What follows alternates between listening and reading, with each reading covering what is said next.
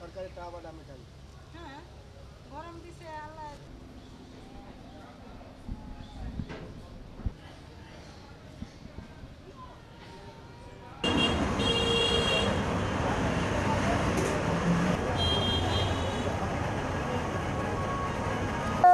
বাচ্চা অনেক গরম সহ্য করতে পারছে না তো এই জন্য কান্না করছে অনেক।